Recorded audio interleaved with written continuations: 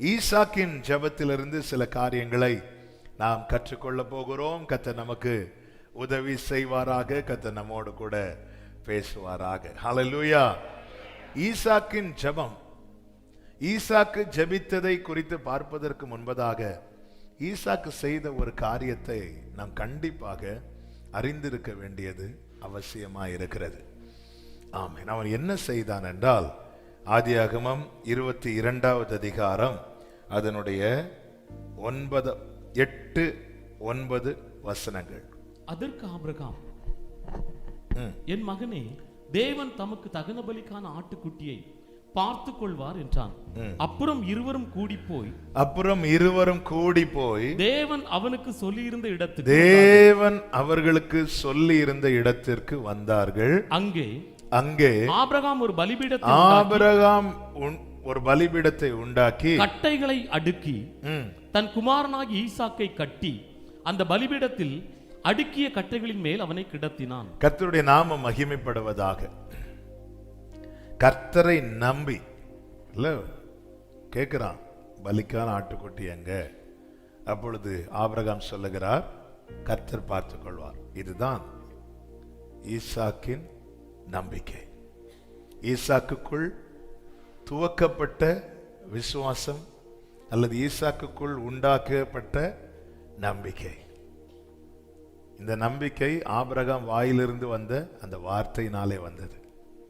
இந்த நம்பிக்கையில ஈசாக்கு கர்த்தர் சொல்லி இருந்த இடத்திற்கு வந்து ஆபிரகாம் கட்டின பலிபீடத்திலே தன்னை வைக்க ஒப்பு கொடுக்கிறான்.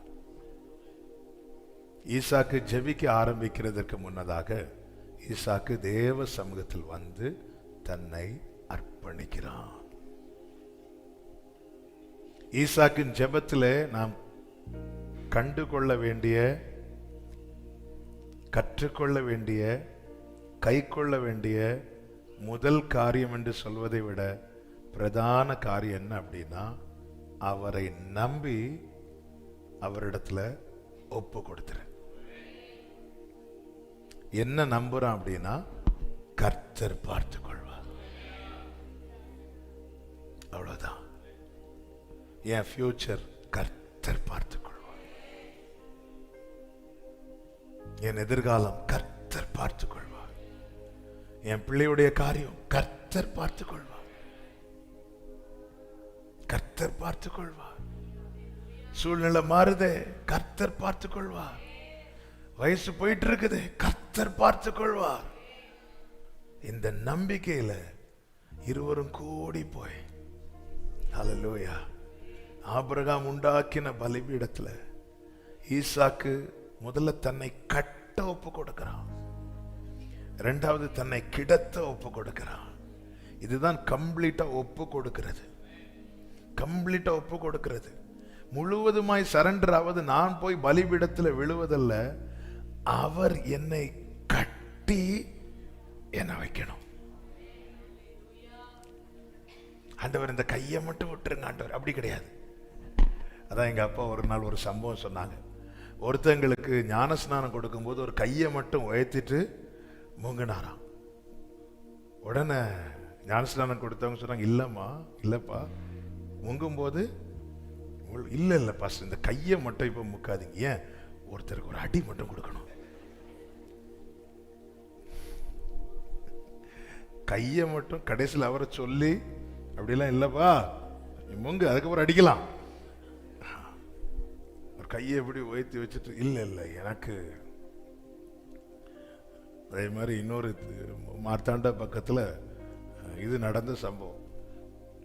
இங்க ரெண்டும் நடந்த சம்பவம் தான். இது இப்போ ரீசன்ட் மீன்ஸ் ஒரு 20 வருஷத்துக்கு உள்ள நடந்த சம்பவம். ஒரு திருமணத்துக்கு பாஸ்டர் பயங்கரமான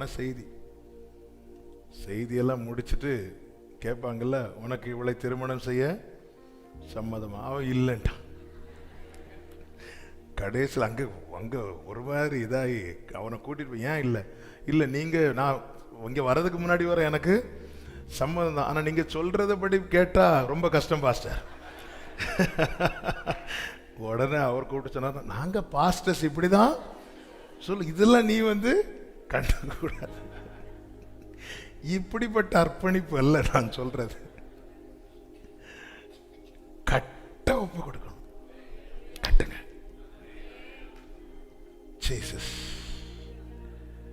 ஹல்லேலூயா. அவர் என்னை கட்டட்டும். அப்பா என்னை கட்டட்டும். என்ன மேல இருந்து கீழே வர கட்டுங்க. நான் உங்களை நம்புறேன். நான் உங்களை நம்புறேன். நான் உங்களை நம்புறேன். ஹல்லேலூயா. அதனால சில நேரத்தில் வாயை கட்டுவார், நீ பேசாத அப்படிம்பார். இல்லாண்டவர் விடுங்காண்டவர். நான் 2 வாரத்தை பேசிட்டு இல்ல, எசேக்கியேல்ட்ட என்ன சொன்னார்? நீ ஊமையார் கொஞ்ச நாள் அப்படின்னார். தாவீது சொல்றார், நான் நலமும் பேசாம மௌனமா இருந்தேன். ஏன் வாயை கட்டிட்டார்? ஏன் வாயை கட்டினார்? ஏன்னா அவருக்கு தெரியும், என் நாவில் சொல் பிறவாததற்கு முன்னமே அது நீங்க அறிந்திருக்கு. நான் என்ன பேச போறேன்னு தெரியும். நான் பேசி குழப்ப விரும்பல. நான் பேசி உம்முடைய நாமத்தை தூஷிக்க விரும்பல. அவருக்கு தெரியும். அதனால சில நேரத்தில் வாயை கட்டுறார், சில நேரத்தில் கையை கட்டுறார், சில நேரத்தில் கண்ணை கட்டுறார். ஆமென். நம்மை தேவன் எப்படி வைத்திருக்கிறார் தெரியுமா? ஈசாக்கை போல. சகோதரரே, இந்த வசனத்தை வாசிங்க. கலாத்தியர் 4வது அதிகாரத்தில் இருக்கிறது. ரைட் சைடுல இருக்கும். கலாத்தியர் 4வது அதிகாரம். எத்தனை வசனம்? 28 வாசிங்க. சகோதரரே, நாம் ஈசாக்கை போல வாக்குத்தத்தத்து பிள்ளைகளாய் இருக்கிறோம். அவ்வளவுதான். ஈசாக்கை போல வாக்குத்தத்தத்து பிள்ளைகளாய் இருக்கிறோம். ஈசாக்கை போல சுதந்தரிப்போம் நாங்க எழுதல. ஈசாக்கை போல பிள்ளையா இருக்கிறோம். இனி சுதந்தரிக்கிறது நம்ம கட்ட முதல்ல ஒப்பு கொடுக்கணும். ஹல்லேலூயா. கட்டுவதற்கு என்ன முழு ஆபிரகாம் கட்டி பலிபீடத்தில் வச்சான். ஈசாக்குக்கு அங்கிருந்து ஓடுறதுக்கு சான்ஸ் இருக்கு. ஈசாக்கு குழந்தை கிடையாது. ஈசாக்கு வாலிபன். விறகுகளை சுமந்து கொண்டு மலை மேல ஏறி நடந்து செல்ல பலமுள்ள வாலிபன். தகப்பன மலையிலிருந்து கீழே தள்ளி விடுவதற்கும் பலமுள்ள வாலிபன். நாம இருந்திருந்தா கீழே 2 வேலைக்காரங்க, என்ன அவ்வளவு சீக்கிரம் வந்துட்டீங்க?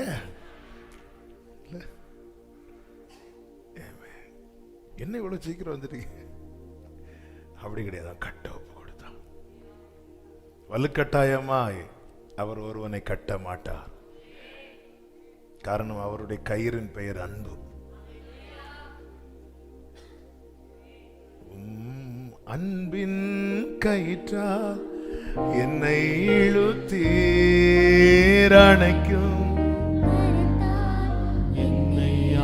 அதான் நேச பிள்ளை.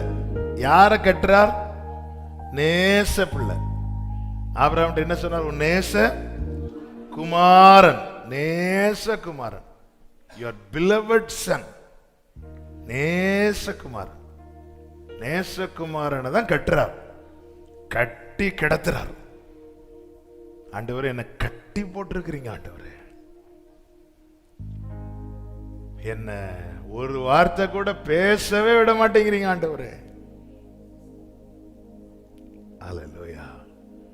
அதான் அப்ப அர்ப்பணிப்பு ரொம்ப முக்கியம்.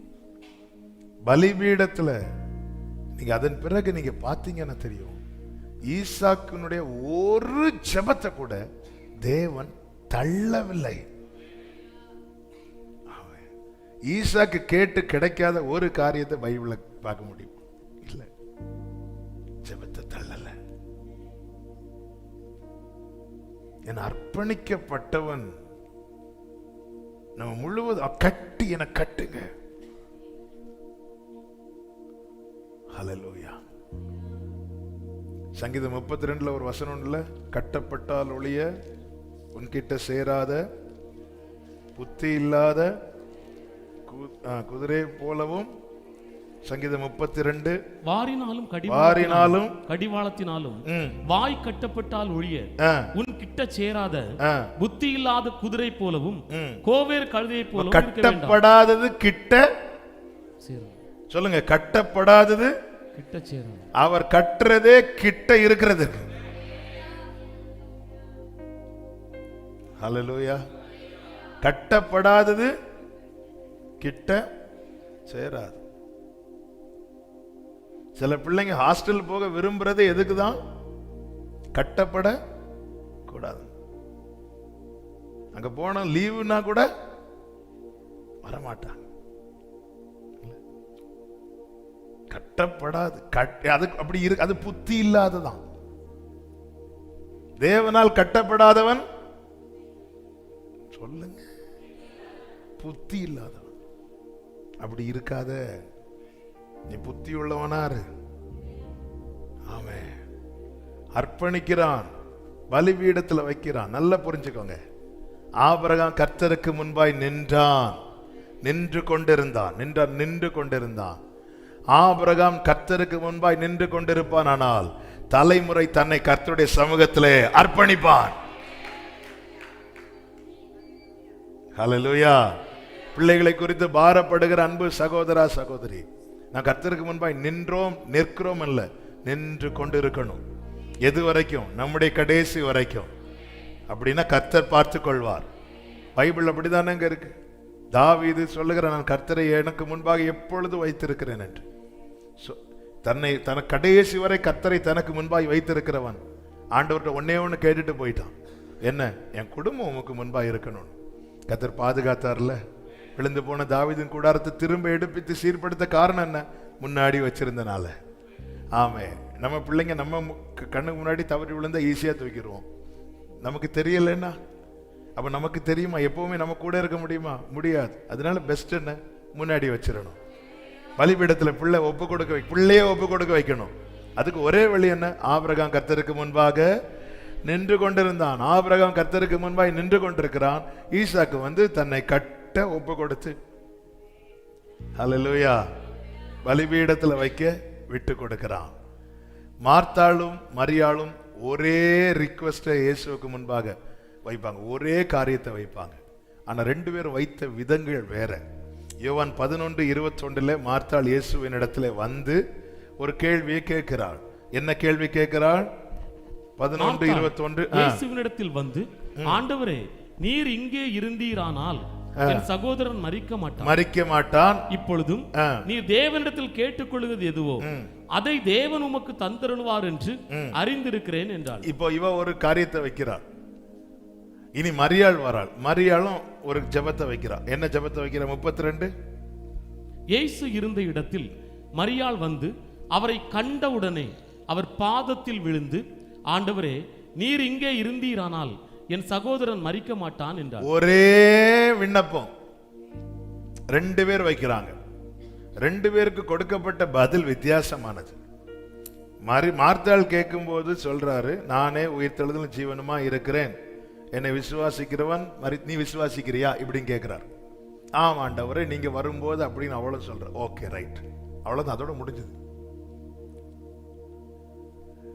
மரியாள் இதே விண்ணப்பத்தை மரியாள் வைத்ததும் 33வது வசனத்தை வாசிங்க. அவள் அழுகிறதையும் அவளோட கூட வந்த யூதர்கள் அழுகிறதையும் இயேசு கண்டபோது ஆவியிலே கலங்கி துயரமடைந்து அவனை எங்கே வச்சிருக்கிறீங்கன்னு சொல்லிட்டு போய் அவனை எழுப்பி கொண்டு வரார்.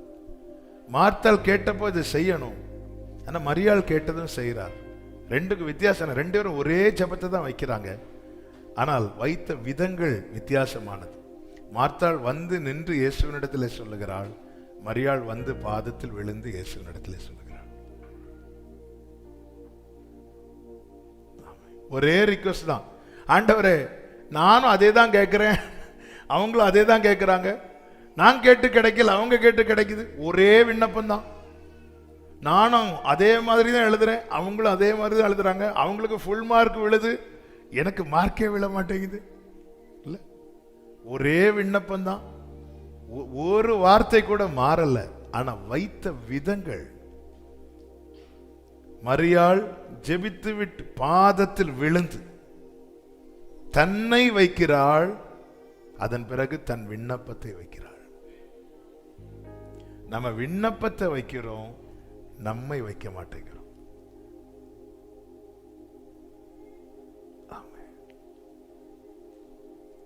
இந்த நாளிலே ஈசாக்கை போல வாக்குத்தத்தத்தின் பிள்ளைகளா இருக்கிற நம்மோடு கூட கர்த்தர் பேசுகிற வார்த்தை என்னவென்றால், நீ உன் விண்ணப்பத்தை வைக்கிறதுக்கு முன்னாடி நீ ஒன்ன வை, நான் பார்த்துக்கிறேன். யெகோவா ஈரே, கர்த்தர் பார்த்து கொள்வார். யெகோவா ஈரே, எல்லாம் பார்த்து கொள்வார். தேவையை நிறைவாக்குவார். கண்ணீரை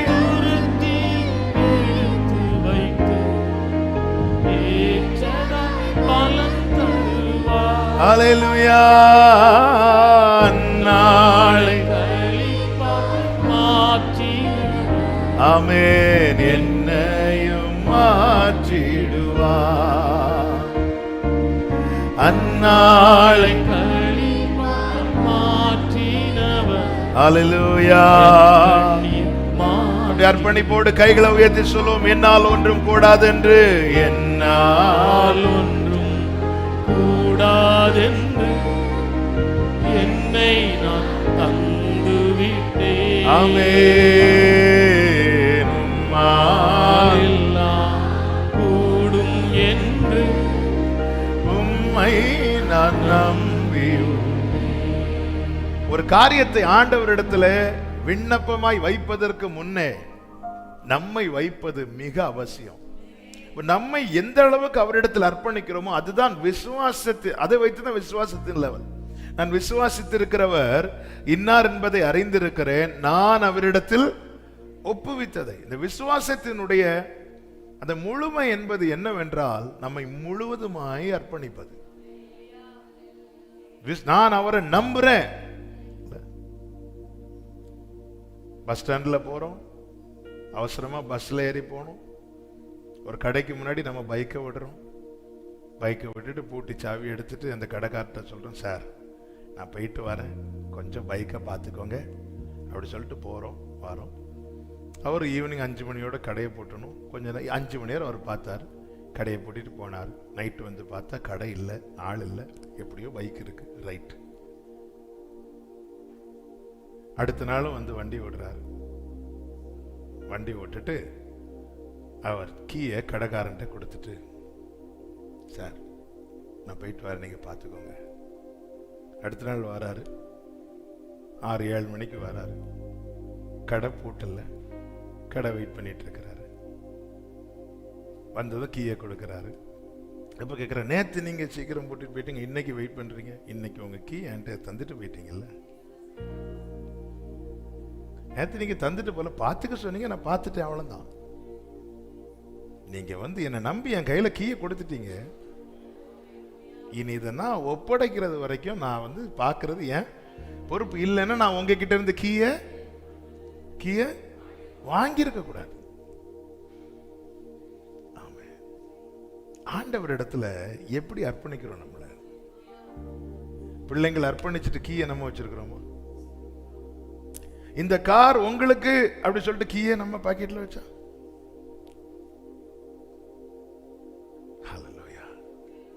நம்ம அப்படிதான் இருக்கிறோம்ல. நம்ம கீனா என்ன அப்படின்னா, நம்முடைய விருப்பங்கள், நம்முடைய ஆசைகள். ஆண்டவரே, பையனை பிள்ளையனை உமக்கென்று அர்ப்பணிக்கிறேன், பிள்ளை வாழ்க்கையில இதை நிறைவேற்றும்.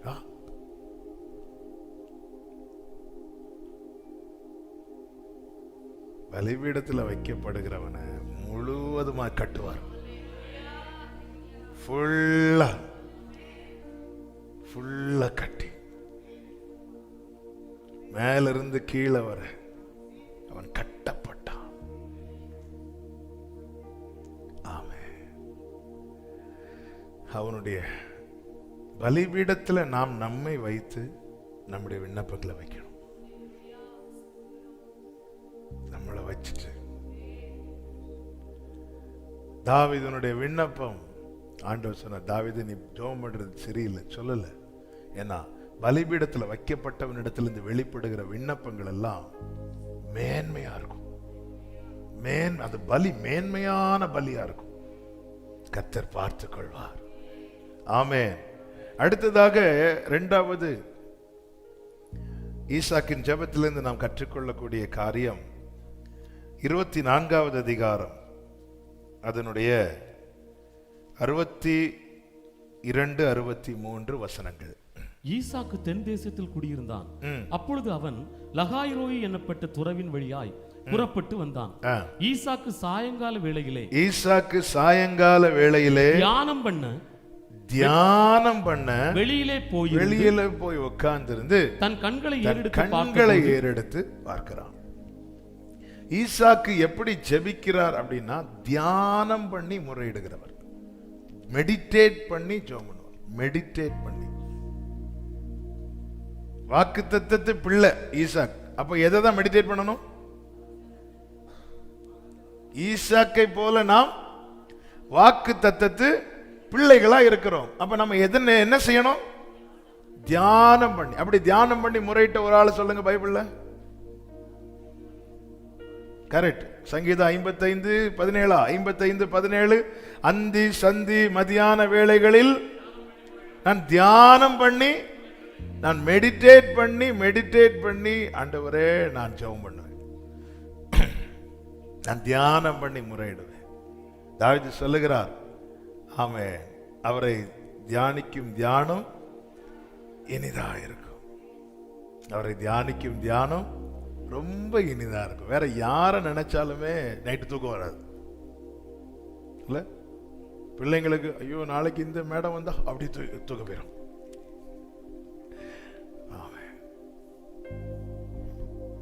ஆண்டவரை நினைச்சு பாருங்க, உள்ள நன்றியால் நிரம்பும். காலத்துல அப்படி நினைத்து பழகிறவனுக்கு அவன் நினைக்க மறந்தாலும் உள்ளிந்திரியங்கள் உணர்த்தும். அதனாலதான் அவன் சமாதானத்தோட படுத்துக்கொண்டு, நீங்க இயேசுவே நினைச்சிட்டு படுத்தீங்கன்னா சூப்பரா தூங்குவீங்க. ஆமென். அல்லேலூயா. நம்ம தூக்கம் வரலன்னா மட்டும்தான் அப்படி அவரை அந்த நினைவு அப்படி நினைக்க. ஆமென். இங்கே ஈசாக்கு என்னெல்லாம் தியானம் பண்ணியிருப்பார் அப்படின்னு சொல்லிட்டு நேற்று கொஞ்சம் தியானித்த போது 3 காரியங்களை ஈசாக்கு மெடிடேட் பண்ணிட்டு இருக்கிறார். 3 காரியங்கள் என்ன அப்படின்னா, ஆபிரகாமுடைய பிரசங்கம் என்ன? எலியேசரை கூப்பிட்டு சொல்லுவார்ல, அதுதான் பிரசங்கம். ஆபிரகாம் கர்த்தருடைய வார்த்தையை சொல்றார், ஈசாக்கு இருந்து கேட்டுட்டு இருக்கிறார். ரைட். என்னெல்லாம் சொல்றார்? 3 காரியம் சொல்றார். 1, அழைத்து வந்த தேவனை குறித்து. ஆதியாகமம் 24வது அதிகாரம் 7வது வசனம். என்னை என் தகப்பனுடைய வீட்டிலும் என் இனத்தார் இருக்கிற தேசத்திலும் இருந்து அழைத்து வந்தவரும் அழைத்த தேவனை குறித்து மெடிடேட் பண்றார். 2வதாக அடுத்து தொடர்ந்து வாசிங்க.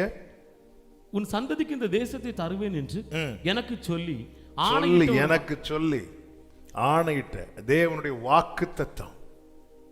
தேவனை மெடிடேட் பண்றார், தேவனுடைய வாக்குத்தத்தத்தை மெடிடேட் பண்றார். ஒரு தேவ பிள்ளை ஈசாக்கை போல வாக்குத்தத்தத்து சந்ததிகளே, நாம எதை மெடிடேட் பண்ணி பிரேயர் பண்ணணும் அப்படின்னா, நம்ம ஆண்டவரை, அழைத்தவரை, சர்வ லோகத்துக்கும் ஆண்டவரும் இரட்சகருமா இருக்கிற நம் இயேசு கிறிஸ்துவை, சர்வ வல்லவரை, வார்த்தையினால் சிருஷ்டித்தாரே அவரை, இருக்கிறவராகவே இருக்கிறேன் என்று சொன்னாரே அவரை, அல்பா ஒமேகா ஆதியும் அந்தவுமா இருக்கிறேன் என்று சொன்னாரே அவரை, மரித்தேன் ஆனாலும் இதோ சதா காலமும் உயிரோடு இருக்கிறேன் என்று சொன்னாரே அவரை. ஆமென். அது மாத்திரம் அல்ல, அவருடைய வாக்குத்தத்தங்களை ஹல்லேலூயா, வாக்குத்தத்தங்களை மெடிடேட் பண்ணணும். 3வதாக அடுத்து வாசிங்க. நீ அங்கே இருந்து என் குமாரனுக்கு ஒரு பெண்ணை கொண்டு வரும்படிக்கு தம்முடைய தூதனை உனக்கு முன்பாக அனுப்புவார். கர்த்தருடைய செயல்களை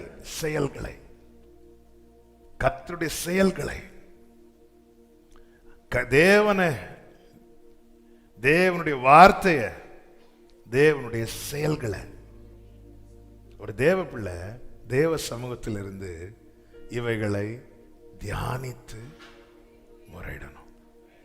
நீங்க தேவனை எந்த அளவுக்கு நினைவுல கொண்டு வரீங்களோ அடுத்து இமீடியட்டா அவர் சொன்ன வார்த்தையை கொண்டு வருவீங்க. ஒரு காரியத்துக்கு உங்களுக்கு ஒரு தேவையா இருக்குங்க, 2 பேர் வராங்க உங்ககிட்ட, சொல்றாங்க கவலைப்படாதீங்க நான் பார்த்துக்கிறேன், நான் இந்த தேவைக்கான காரியத்தை செய்கிறேன் 2 பேர் சொல்றாங்க. ஒரு எக்ஸாம்பிளுக்கு, அதுல ஒருத்தங்க அவங்களுக்கு வேலையும் இல்லை, அவங்க கிட்ட பணமும் இல்லை, இன்னொருத்தங்க கிட்ட நல்ல பணம் இருக்கு, நல்ல வசதி இருக்கு. இப்போ 2 பேர் வந்து சொல்றாங்க ஓகே கவலைப்படாதீங்க இந்த காரியத்துக்கு நான் ஏதாவது பண்ணிடுறேன் அப்படி சொல்லி 2 பேரும் நம்ம கிட்ட சொல்றாங்க. நம்ம யாருடைய வார்த்தையை ரொம்ப நம்புவோம்?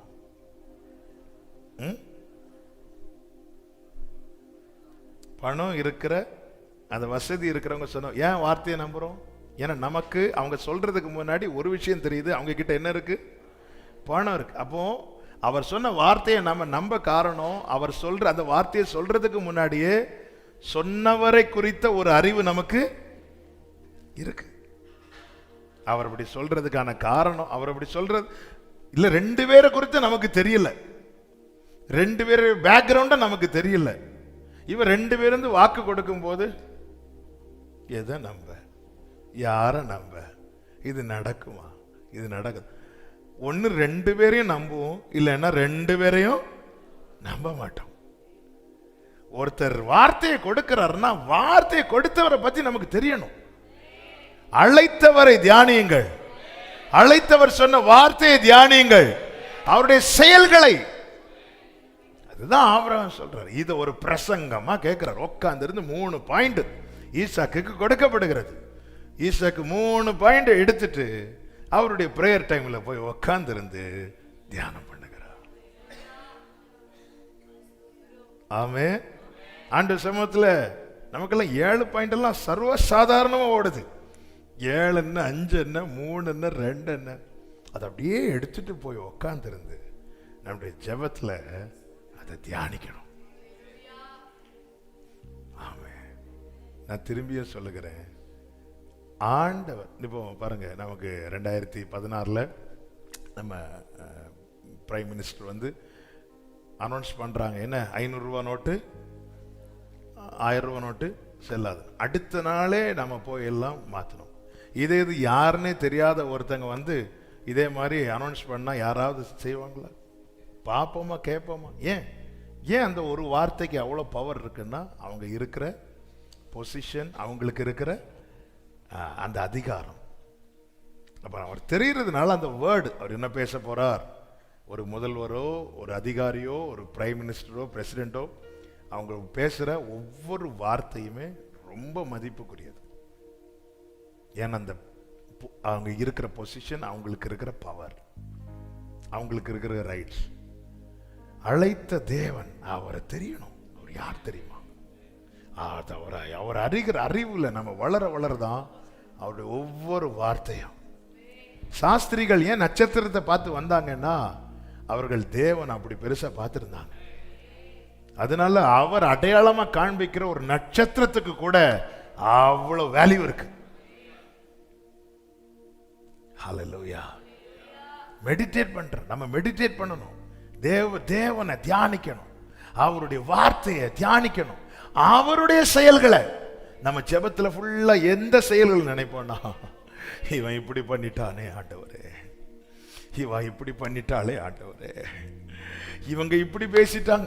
நம்முடைய தியானம் எல்லாம் அலறலாம் மாற காரணம் என்ன அப்படின்னா, நம்ம யாரையோ தியானிச்சுட்டு இருக்கிறோம். நம்முடைய தியானம் எல்லாம் ஆனந்தமா மாறணும்னா நம்மை அழைத்தவரை தியானிக்கணும். ஹல்லேலூயா. அதுல 136 சங்கீதம் சும்மாவா எழுதியிருப்பாங்க? இஸ்ரவேல் படைப்பை துவங்கி தன்னிடத்தில் வரும் வரைக்கும் கொண்டுட்டு வரார் தாவீது.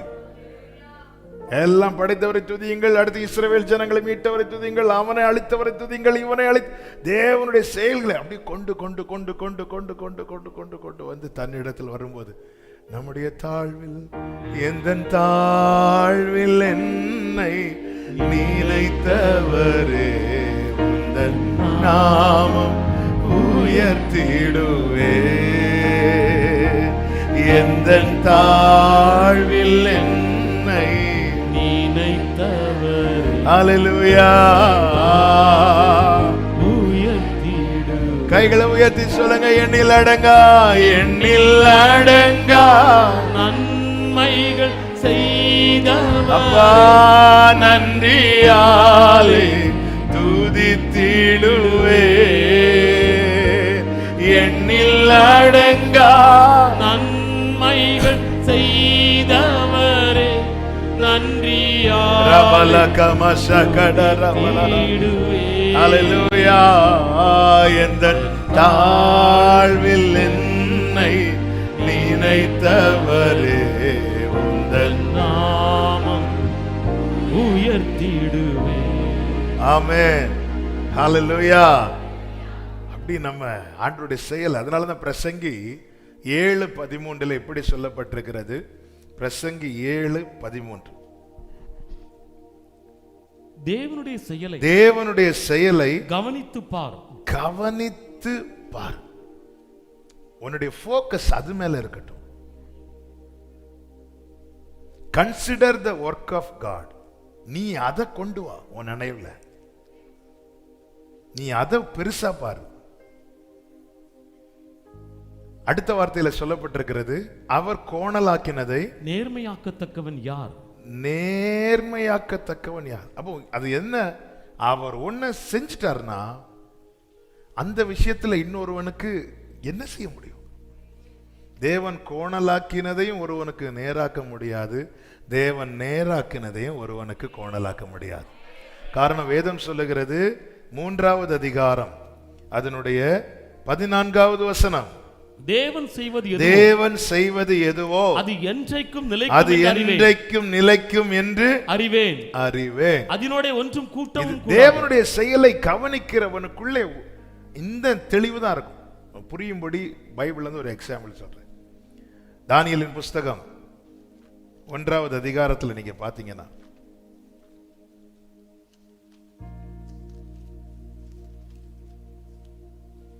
தானியேலின் 2வது அதிகாரத்தில் ராஜா ஒரு சொப்பனம் பார்ப்பார். அந்த சொப்பனத்துக்கான அர்த்தத்தை தானியேல் சொல்லுவார். தானியேல் சொன்னதும் தானியேல் ராஜா என்ன செய்தார் என்றால், 2:48 வாசிங்க.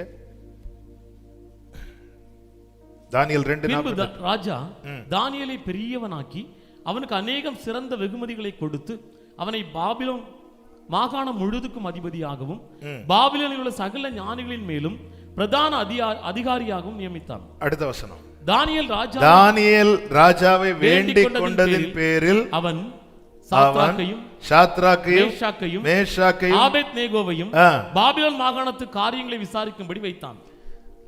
இப்ப சாத்ராக், மேஷாக், ஆபேத்நேகோ உயர்த்தப்படுகிறார்கள். எப்படி? தானியேல் ராஜாவை வேண்டிக் கொண்டதின் பேரில். நமக்கு ஒருத்தங்களுக்கு நன்மை செய்ய முடியும்னா செஞ்சிடணும். நான் செய்தி என்ன கொண்டு வருகிறேன்னா, இப்போ தானியேலுடைய ரெக்கமெண்டேஷன்ல இவங்க 3 பேரும் ஒரு ஸ்தானத்தில் வைக்கப்படுறாங்க. ஆமா. ஆனா அடுத்த அதிகாரத்திலே பார்த்தீங்கன்னா இவங்க 3 பேரும் அக்னியில போடப்பட்டாங்க. ஆமா. அந்த சம்பவத்துக்கு அப்புறமாக 3வது அதிகாரம் 30வது வசனம், பின்பு ராஜா சாத்ராக், மேஷாக், ஆபேத்நேகோ என்பவர்களை பாபிலோன் தேசத்திலே உயர்த்தினான். இந்த உயர்வு எப்படி வந்துச்சு அப்படின்னா தானியேலால கிடையாது. இந்த உயர்வு வர காரணம், உயர்ந்த ஒருவர் இறங்கி இவர்களுக்காக வந்தார். அதன் பிறகு சாத்ராக், மேஷாக், ஆபேத்நேகோவுக்கு ஒரு பிரச்சனையும் இல்லை. பிரச்சனை இருந்தது. நான் எதுக்கு சொல்ல வரேன்னா, நம்முடைய வாழ்க்கையில ஐயோ இவங்க எனக்கு ஹெல்ப் பண்ணலையே, அவங்க ஹெல்ப் பண்ணலையே, அவர் செஞ்ச நிலைக்கும். அதனாலதான் நீ தேவனுடைய செயலை கவனித்து பார். ஆமா. எல்லாரும் தானியேலுக்கு எவ்வளவு, தானியேல் கத்திருப்பார்ல, சொல்லி இருப்பார். 2வது அதிகாரத்துல தானியேல் சொன்னதுனால உயர்த்தப்பட்ட. 3வது அதிகாரத்துல தானியேல் சும்மா இருந்திருப்பார் நினைக்கிறீங்களா? தானியேல் நிச்சயமா ராஜாவை சொல்லியிருப்பார், ராஜா பிளீஸ் விட்டுருங்க, கேட்டிருப்பார். ஏன்னா நல்ல இருதயம், தேவனுக்கு முன்பாக அந்த அளவுக்கு உண்மை உள்ளவன். ஆனா 3வது அதிகாரத்தில் தானியேலுடைய வாய்ஸ் எடுபடல. அப்போ கேட்கலாம், ஏன் தானியேல் வணங்கியிருப்பாரான்னு கூட சிலருக்கு டவுட் வரும். இல்லை, தானியேலுடைய பொசிஷன் வந்து இவங்க எல்லாரை விட மேலே. ராஜா யார் யார் வணங்கணும்னு கட்டளை போட்டாங்களோ அந்த லிஸ்ட்ல தானியேலுடைய பொசிஷன் கிடையாது. ஆமாம், தானியேலை அப்படி வைத்திருக்கேன். தானியேலை ராஜா பார்த்துட்டார். ஸோ அவனை நம்ம கை வைக்க கூடாது. அதனால அவனுக்கு கீழே இருக்கிற அத்தனை பேரும் வணங்க, நீங்க படிச்சீங்கன்னா தெரியும் யார் யார் வணங்கணும்னு அவர் லிஸ்ட் போட்டாரோ அதுக்கு மேலே தான் தானியேலை வைத்திருக்கிறான். அதனால தானியேலுக்கு அந்த பிரச்சனை கிடையாது, வணங்கலைனாலும் பிரச்சனை கிடையாது. ஆனால் சாத்ராக், மேஷாக், ஆபேத்நேகோ அப்படி கிடையாது, அவன் கீழே இருக்கிறான். ராஜாவுக்கு தானியேல் மட்டும்தான் அவன் கர்த்தருடைய ஆவியை பெற்றவன் தெரியும். ஆனால் தானியேலுக்கு தான் தெரியும், நான் மட்டும் ஜெபம் பண்ணல, இவங்க 3 பேரும் என் கூட சேர்ந்து ஜெபம் பண்ணி இருக்கிறாங்க. இது ராஜாவுக்கு தெரியாது, ராஜாவுக்கு தெரியாது. ஆனால் நீ ஜெபிக்கிறவன் என்பதை ஒரு நாள் உலகம் தெரியும், உலகத்துக்கு தெரிய வரும். ஜெபிக்கிற தானியேலை மட்டுமல்ல, ஆராதிக்கிற தானியேலை மட்டுமல்ல கர்த்தர் தெரியப்படுத்துகிறது, சாத்ராக், மேஷாக், ஆபேத்நேகோவையும் தெரிய பண்ணுவார். ஹல்லேலூயா. சில இடத்துல மனுஷனுடைய ரெக்கமெண்டேஷன்ல வேலைக்கு ஆகாது, பேசியும் பிரயோஜனம் இல்லை. அன்னைக்கு பேசி நடந்ததுனால அவங்கள நம்பி நீங்க போய் எங்களுக்காக பேசுங்கன்னு சொல்லுவோம். அவங்க போய் சொல்லுவாங்க, நான் பேசி பார்த்தேன், பிரயோஜனம் இல்லை. பேசி சில காரியங்கள் பிரயோஜனம் கிடையாது. ஆனால் தேவன் செய்வது எதுவோ, தேவன் செய்வது எதுவோ. நான் இயேசுவின் நாமத்தில் இந்த வார்த்தையை சொல்லும் போது, ஆமென், ஈசாக்கை குறித்து பேசிக் கொண்டிருந்தால் இந்த வார்த்தையை சொல்லும் போது ஆண்டவர் இருதயத்தில் ஒரு வார்த்தையை தந்து பேச வைக்கிறார். உனக்கு ரெக்கமெண்ட் பண்றதுக்கும் உன்னை தூக்கி விடுறதுக்கோ உங்களுக்கென்று ஒருவர் இல்லாத நிலை வரும்போது அந்த அக்கினியிலே அவர் இறங்கி வருவார். 2வது அதிகாரத்துல இறங்கி வரல. ஏன்? உனக்கு ரெக்கமெண்ட் பண்றதுக்கு தானியேல் இருந்தா, உனக்கு வாய்ஸ் கொடுக்க ஒரு தானியேல் இருந்ததுனால அவர் சைலண்டா இருந்தார். ஆனா உனக்குன்னு வாய்ஸ் கொடுக்க யாரும் இல்ல, இருக்கிறவங்களாலே ஒன்னும் பண்ண முடியல என்ற நிலைமை வரும்போது உன் அக்கினி 7 மடங்காகும். அந்த 7 மடங்கு தான் உனக்கான ஆசீர்வாதம். நல்ல கைகளை தட்டி ஆமென் என்று சொல்லு. ராபாலா காபா சந்தராலா ராதாரா ஏபாலா ராகட, அங்க வருவார் ஆண்டவர். ஹல்லேலூயா, ஹல்லேலூயா, ஆமென். கப்பலின் பின்னணி நித்திரை செய்திடும் இயேசு என்னோடுண்டு, கலக்கம் 7 மடங்கு நெருப்பு நடுவிலும் கர்த்தர் என்னோடங்கு நடக்கின்றார். எக்காலத்தும் நம்பிடுவோ திக்கற்ற மக்களின் மறைவீடம், ஆமென். பக்கபலம் பாதுகாப்பும் இயேசுவே அடைக்கலம், ஆமென். பக்கபலம் பாதுகாப்பும் ஹல்லேலூயா. இயேசுவே. அப்ப நல்லா கவனிங்க, நாம் தியானம் பண்ணணும். அப்பதான் நமக்கு ஜெபிக்க அந்த அவரை தியானிக்கும் தியானமும் அவருடைய வார்த்தையை நம்ம மெடிடேட் பண்றது, அவருடைய செயல்களை இதை நம்ம எந்த அளவுக்கு மெடிடேட் பண்றோமோ அது நம்ம ஜெபிக்க நம்ம ஃபோர்ஸ் பண்ணிட்டே இருக்கும். ஆமென். தானியேலை சிங்க கபியில தூக்கி போட்டு அடுத்த நாள் வந்து வாசல்ல நின்று ராஜா, தானியேலே, நீ இடைவிடாமல் ஆராதிக்கிற தேவன் உன்னை, தெரியுது. தானியேலால ஜெபிக்காம ஏன் இருக்க முடியலன்னா அவரை தியானிக்கும் தியானம். தானியேல் எப்படி ஜெபிக்கிறாருன்னு நீங்க பாத்தீங்கன்னா தெரியும். இது சொன்னதுனால 9வது அதிகாரம் 2-3 வசனங்கள். தானியேலாகிய நான் எருசலேமின் பாழ்கடிப்புகள் நிறைவேறி தீர 70 வருஷம் செல்லும் என்று கர்த்தர் எரேமியா தீர்க்கதரிசி சொல்லிய வருஷங்களின் தொகையை புஸ்தகங்களால், எந்த புஸ்தகம் இப்ப படிச்சிட்டு இருக்கிறாரு? எரேமியா புக்கு படிச்சிட்டு அடுத்த வசனம், நான் உபவாசம் பண்ணி அடுத்து ஜெபம் பண்றாரு. ஆமென். அவர் பைபிள் படித்து மெடிடேட் பண்ணாதான் அந்த அறிந்து கொள்ள முடியும். யார் மெடிடேட் பண்ணுவாங்க? பைபிளை யார் மெடிடேட் பண்ணுவாங்க? சங்கீதம் 1 சொல்லுங்க. கர்த்தருடைய வேதத்தில் பிரியமாயிருந்து. யார் கர்த்தருடைய செயலை மெடிடேட் பண்ணுவாங்க?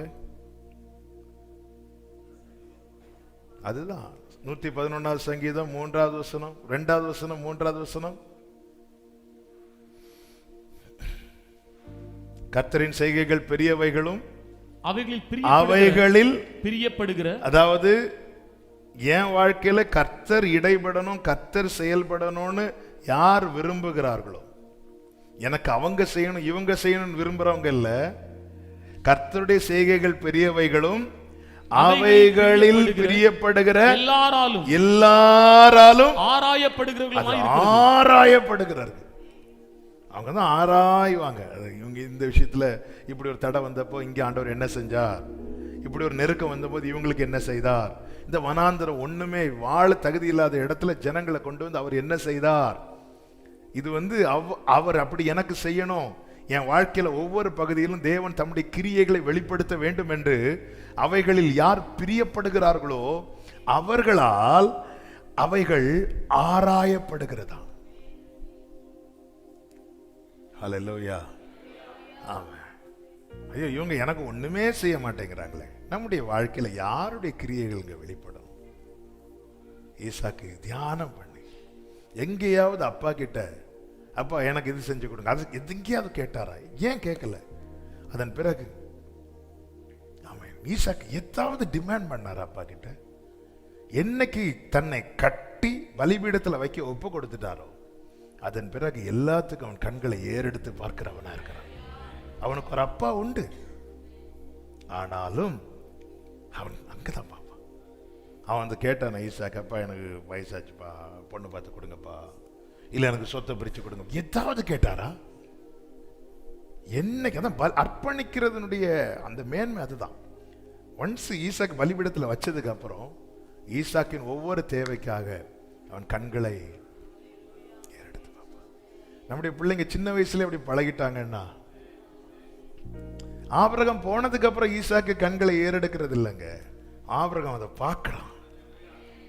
அவன் ஈசாக்கு போறான், அவன் புறப்பட்டு போறான். எங்க போறான்? தியானம் பண்ண போறான், கேட்ட வார்த்தையை மெடிடேட் பண்ண போறான், மெடிடேட் பண்ணிட்டு கண்களை ஏறெடுத்து பார்க்க போறான்.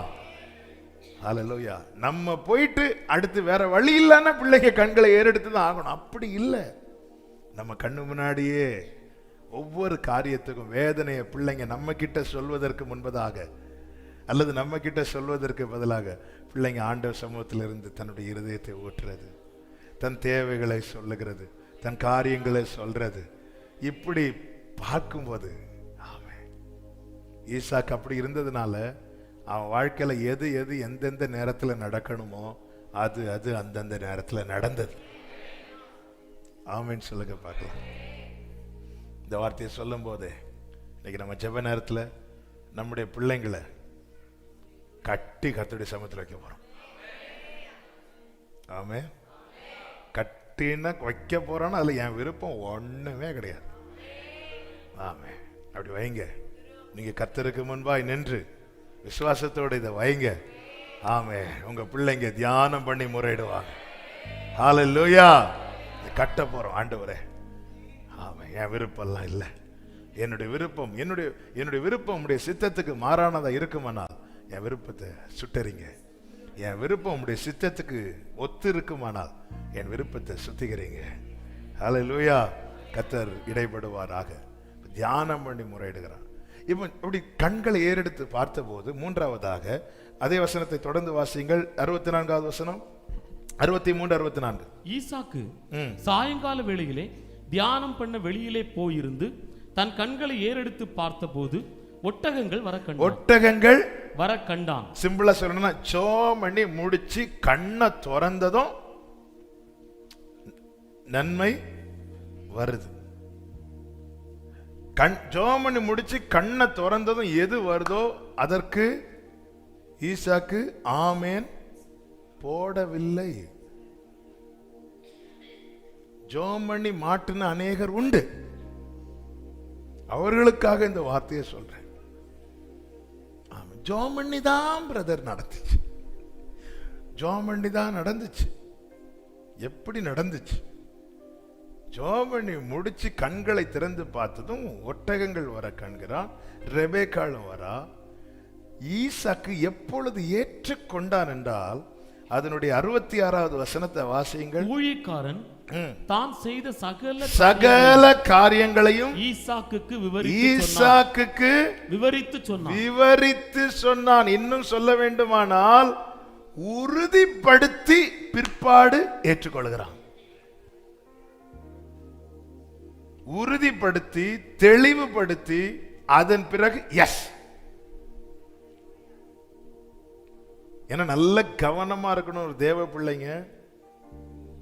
உறுதிப்படுத்தாமல் ஒப்புக்கொள்ளாதீங்க. இயேசு கிறிஸ்து ஜெபம் பண்ணி முடிச்சதும் பசியா இருந்துச்சு. யார் வந்தா? சாத்தான். மனுஷன் தனிமையா இருப்பது நல்லதல்ல, அவனுக்கு ஏற்ற துணை உண்டாக்குவோம் என்று கர்த்தர் சொல்லிவிட்டு செய்த காரியம் என்ன? பார்க்காம சொல்லுங்க. ஆதியாகமம் 2வது அதிகாரம் 18-19. பின்பு தேவனாகிய கர்த்தர் மனுஷன் தனிமையா இருப்பது நல்லதல்ல, ஏற்ற துணையை அவனுக்கு உண்டாக்குவேன் என்றார். தேவனாகிய கர்த்தர் வெளியின் சகலவித மிருகங்களையும் ஏற்ற துணையை உண்டாக்குவேன் சொல்லிட்டு அடுத்த வார்த்தை என்ன இருக்கு? சகலவித மிருகங்களையும் ஆகாயத்தின் சகலவித பறவைகளையும் மண்ணினாலே உருவாக்கி ஆதாம் அவைகளுக்கு என்ன பேரிடுவான் என்று பார்க்கும்படி உண்டாக்கி ஆதாமுக்கு முன்னாடி நிறுத்தி அவன் என்ன செய்யறான் பார்ப்போம். ஆண்டவர் தான் சொல்லிட்டாரு ஏற்ற துணையை உண்டாக்குவேன். சிலருக்கு என்னன்னா ஜெபம் பண்ணி முடிச்சு திறக்கும் போது என்ன வசனம் வருதோ அதான் வசனம்.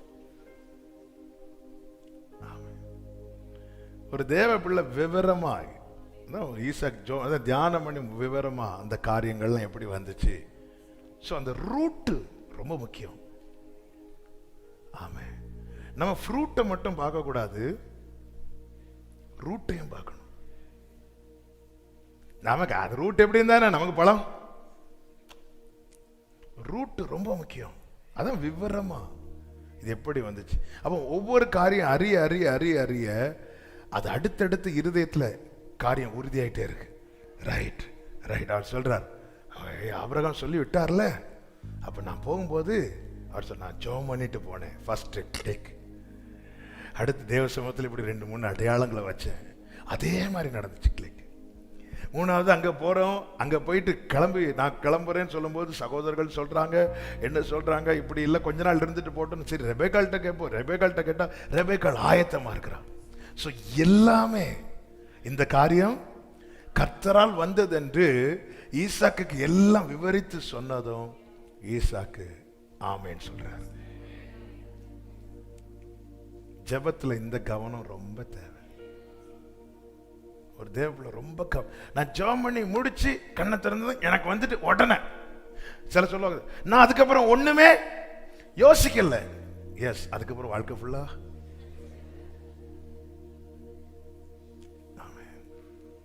ஹல்லேலூயா.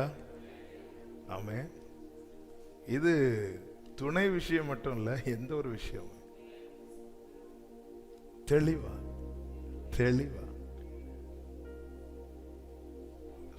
மெல்கிசேதேக்கோடு ஆபிரகாம் உறவாடி விட்டு திரும்பி வரும்போது சோதோமின் ராஜா பொருட்களை கொண்டு வருகிறான். எனக்கு ரூட் எப்படி இருந்தாலும் பரவாயில்ல, ஃப்ரூட் போதும் அப்படி நினைக்கிறவங்க கை நீட்டி வாங்கிடுவாங்க. எப்படியாவது என் பிள்ளைக்கு திருமணம் நடந்தா போதும், எப்படியாவது. அப்படி கிடையாதுங்க, அப்படி கிடையாது. தேவன் பெரியவர். அழைக்கும் போது திட்டத்தை வைத்துதான் அழைத்திருக்கிறார். எப்படியாவது எப்படியாவது இருக்கிறதுக்கு நம்ம எப்படியோ வாழலாமே, எப்படியாவதுக்கா தேவன் அழைத்தார். அத்தனை ஊரில் ஒருவனும் வம்சத்தில் 2 பேருமே தேவன் பிரித்தெடுத்தது எப்படியாவது நடக்கிறதுக்கா இல்ல, அவருடைய சித்தப்படி உங்களை அதிசயமாய் நடத்தி வந்த உங்கள் தேவனாகிய கர்த்தருடைய நாமத்தை துதிப்பீர்கள். அதனாலதான் ஜெபம் பண்ணி முடிச்சாச்சு, வந்தாச்சு, பரவாயில்ல, நான் ரொம்ப விசாரிச்சு இதுவும் போயிட்டு அப்படி இல்லை, வெயிட் பண்றோம். விவரமா காரியங்கள் எல்லாம் சொல்லி முடித்த பிறகு அடுத்த வசனத்தை வாசிங்க. 24வது அதிகாரம் 67, 66, 67 சேர்த்து வாசிங்க. ஊழியக்காரன் தான் செய்த சகல காரியங்களையும் ஈசாக்குக்கு விவரித்து சொன்னான்.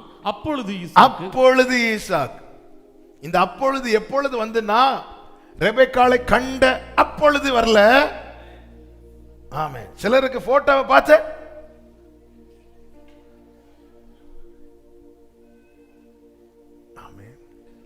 நான் எக்ஸாம்பிளுக்கு சொல்லிட்டு இருக்கிறேன். அப்படி போட்டோவை பார்த்து அப்பொழுது வந்தவர்கள் ஜெபம் பண்ண இந்த உபவாச ஜெபத்தில் உங்களுக்கு விடுதலை கிடைப்பதாக. கண்களை ஏறெடுத்து பார்த்த அப்பொழுது இல்ல, எல்லாம் விவரமா இதான் வருது. ஒரு தேவ பிள்ளை இதுல ரொம்ப தெளிவா இருக்கணும். அப்பொழுது அவன் ஏற்றுக்கொண்டு அவளை தனக்கு மனைவியாக்கி கொண்டு அவளை நேசித்தான். வார்த்தை பார்த்தீங்களா எவ்வளவு தெளிவா இருக்கு. இந்த காலம் நேசித்து அப்படி கிடையாது. இதான் ஒரே ஒரு திருமணம் வேதத்தில் வருகையோடு ஒப்பிட்டு சொல்லப்பட்டிருக்கிறது. அது ஈசாக்கினுடைய திருமணம். மனைவியாக்கி கொண்டு நேசித்தான். அதான் ஒழுங்கு. இதுதான் தெரிஞ்சிட்டு மனைவியாக்கி கொண்டு நேசித்தான். அடுத்த வார்த்தை வாசிங்க. ஈசாக்கு துக்கம் நீங்கி ஆறுதல் அடைந்தான். கல்யாணம் முடிஞ்சதோட எனக்கு சமாதானம் போச்சுன்னு சொல்றவங்களுக்கு கர்த்தர் தருகிற வார்த்தை, நீங்க நேசியுங்கள் ஆறுதல் அடைவீர்கள். ஆமென். நேசியுங்கள். மனைவிகளை உங்கள் புருஷரை நேசியுங்கள் ஆறுதல் அடைவீர்கள். புருஷர்களே உங்கள் மனைவியை நேசியுங்கள். எங்களுக்கு இந்த ஆறுதல் வேண்டான் இருக்க மாதிரி இருக்கிறீங்க நீங்க. அவன் நேசித்தான் ஆறுதல் அடைந்தான். அப்படி ஒரு ஆறுதல் எங்களுக்கு ஒருத்தர். எங்க உங்க மனைவி மட்டும் சர்ச்சுக்கு வராங்க, நீங்க இப்படி வராம சுத்திட்டு இருக்கிறீங்க. இப்படி இருந்தீங்கன்னா நீங்க உங்க மனைவி போற பரலோகத்துக்கு வர மாட்டீங்க. அவ அங்க போறான்னு நான் வரல.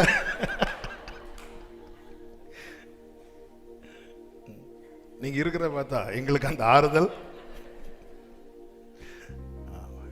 நேசித்தான் துக்கம் நீங்கி ஆறுதல் அடைந்தான். அவன் ஜெபத்துல ஜெபிக்கிறதுலையும் ஜெபத்துக்கு பிற்பாடு அவன் தெரிந்தெடுக்கிற விஷயத்திலையும் ரொம்ப கவனம். ஹல்லேலூயா. நல்லா புரிஞ்சுக்கோங்க. நிக்கிறவனை தான் விழத்தள்ள பிசாசானவன் கண் விழித்து பார்த்துட்டு இருக்கிறான். தெரிந்தெடுக்கப்பட்ட வாக்குத்தத்த சந்ததி. ஹல்லேலூயா, ஹல்லேலூயா. நேரம் போகிறது. அடுத்த 2 4வதாக ஆதியாகமம் 25, 21, 22 வசனங்களை வாசிங்கள். மலடியாயிருந்த தன் மனைவிக்காக ஈசாக்கு கர்த்தரை நோக்கி வேண்டுதல் செய்தான். கர்த்தர் அவன் வேண்டுதலை கேட்டருளினார். அவன் மனைவி ரெபெக்காள் கர்ப்பம் தரித்தாள். இவன் மனைவியின் இடத்துல ஒரு குறை. அவளுக்கு குழந்தை இல்லை. குழந்தை இல்லாம இருந்த வேதத்தில் இருக்கிற வேற 2-3 பேர் அப்படி குயிக்கா சொல்லுங்க பார்க்கலாம். அன்னாள். அடுத்து இன்னும் ஃபர்ஸ்ட் வாங்க, அங்கிருந்து வாங்க. சாராள். அடுத்து ராகேல். சரி, ராகேலுக்கும் அண்ணாலையும் எடுத்துட்டு வரும். ராகேலுக்கு குழந்தை இல்லை. ஈசாக்கு எப்படி அதை ரியாக்ட் பண்ணார்? யாக்கோபு எப்படி அதை ரியாக்ட் பண்ணார்? நான் என்ன தேவன், அதன் அர்த்தம் நீ போய் அவர்கிட்ட கேளு. இல்ல, எல்கானா எப்படி ரியாக்ட் பண்ணார்? நான் உனக்கு அதிகம் இல்ல, போட்டு விடு, ஆறுதல் படுத்துற. ஈசாக்கு எப்படி ரியாக்ட் பண்றார்? ஜெபம் பண்றார். யாக்கோபு கடும் கோபம் கொண்டான் இருக்கு. ஏன்னா அந்த வேதனையை அவ எப்படி காட்டணும்னு தெரியாம காட்டுறா. காட்டும் போது நான் என்ன தேவனா அப்படி சொல்லிட்டு கோபம் கொண்டார். எல்கானா சரிம்மா விடுமா போட்டுமா. ஆமா, இந்த 2 கேரக்டரும் நமக்குள்ளே அடிக்கடி வெளிப்படும். ஆனா ஈசாக்கின் இடத்துல கற்றுக்கொள்ள வேண்டிய காரியம் என்ன தெரியுமா?